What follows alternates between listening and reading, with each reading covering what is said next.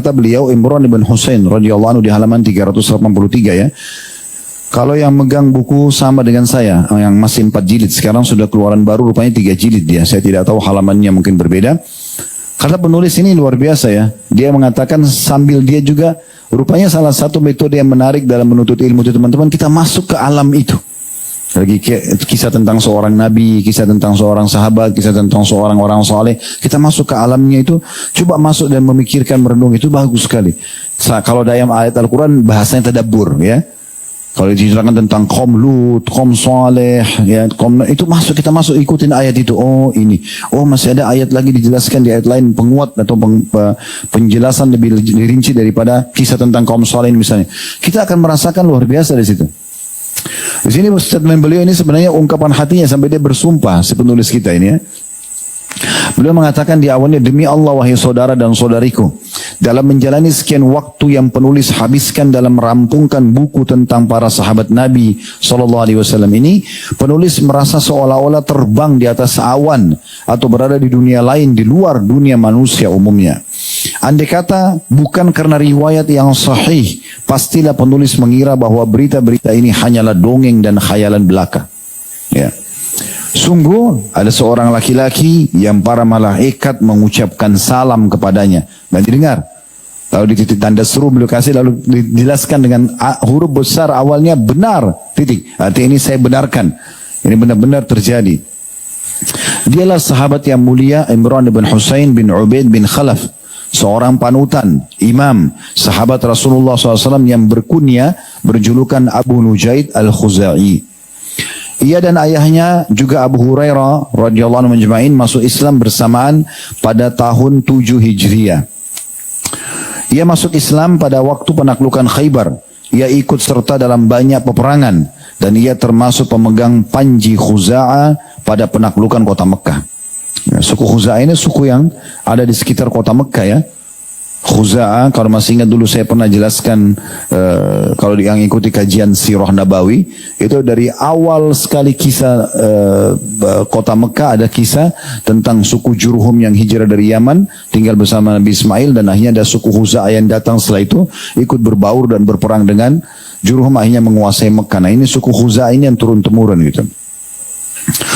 Abu Nuaim berkata rahimahullah dalam buku beliau ya, Al-Isabah, bukunya Ibnu Hajar ya. Abu Nuaim mengatakan ia adalah seorang yang selalu dikabulkan doanya. Maksudnya kelebihan daripada Imran bin Husain.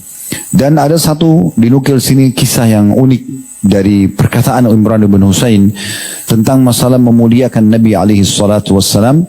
Beliau mengatakan di halaman 384 itu, ma masistu zakari biyamini mundu bay'atu riha Rasulullah sallallahu alaihi wasallam. Kata Imran bin Husain sebagai bentuk kesaksian kejujuran masuk Islam dan bagaimana memuliakan Nabi sallallahu alaihi wasallam, aku tidak pernah menyentuh kemaluanku dengan tangan kananku sejak berbaiat kepada Rasulullah sallallahu alaihi wasallam. Dinukil oleh Imam Ahmad dan disahihkan oleh Al-Hakim, disahihkan oleh Az-Zahabi. Kata penulis, Allahu Akbar, itu adalah adab dan penghormatan terhadap pribadi Rasulullah sallallahu alaihi wasallam, baik saat beliau hadir ataupun tidak. Alangkah baiknya bila kaum muslimin mengetahui kedudukan Nabi SAW dan kedudukan sunnahnya. Ya, nanti di sini kita bisa lihat teman-teman bagaimana sebenarnya seseorang muslim itu mencintai Nabi SAW. Di masa hidup beliau, maka semua yang berhubungan dengan beliau itu kita muliakan sekali. Ya, di antaranya tadi, kalau sudah salaman sama Nabi SAW, sahabat memuliakan sekali salaman itu. Ya, karena ini tangan suci, tangan yang mulia, tangan Nabi.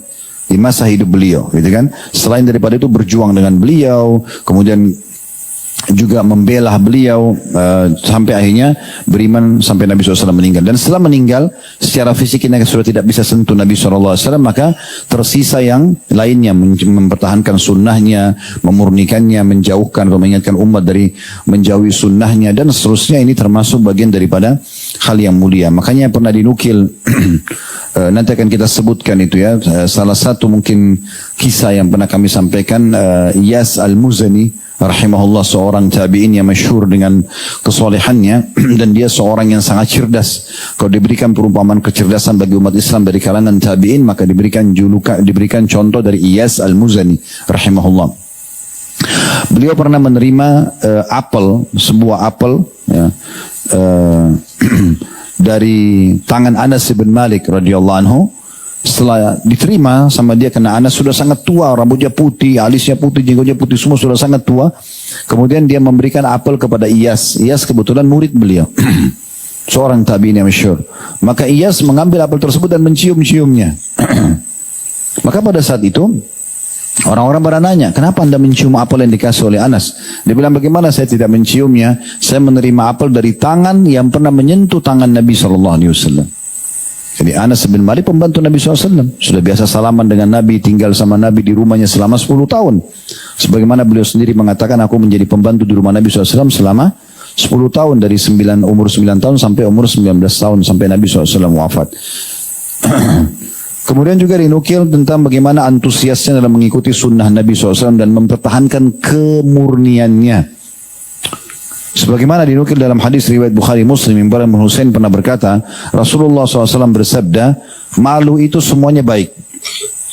Nabi SAW cuma berkata begitu, itu sabda Nabi SAW. Malu itu semuanya baik. Al-haya'u la ya'ti illa bi khair. Malu tidak akan mendatangkan kecuali kebaikan saja. Maka ada seseorang bernama Bashir bin Ka'ab berkata, kami menemukan di salah satu kitab yang pernah kami baca, bahwasanya di antara malu itu ada ketenangan dan kedamaian, namun ada juga kelemahan. Maka Imran bin Husain tiba-tiba marah hingga membuat kedua matanya memerah seraya berkata, aku menyampaikan kepadamu dari Rasulullah SAW sementara engkau menentangnya. Nabi bilang malu semuanya baik. Kau bilang saya dapat dari satu buku yang lain, malu masih ada lemahnya. Maka dia pun marah dengan orang tersebut. Dan dalam riwayat lain, sementara engkau berbicara kepadaku tentang buku-bukumu, lalu Imran Husain meninggalkan orang tersebut. Ya. Jadi sikap ini adalah sikap yang sangat mulia ya. Bagaimana kalau sudah dinukil perkataan baginda Nabi SAW, bagi kita itu yang terbaik, selesai.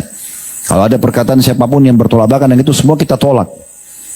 Ya, semua kita tolak karena memang Nabi SAW panutan kita. Beliau adalah guru semua muslim. Kiai dan guru kita sebenarnya adalah Nabi Muhammad SAW.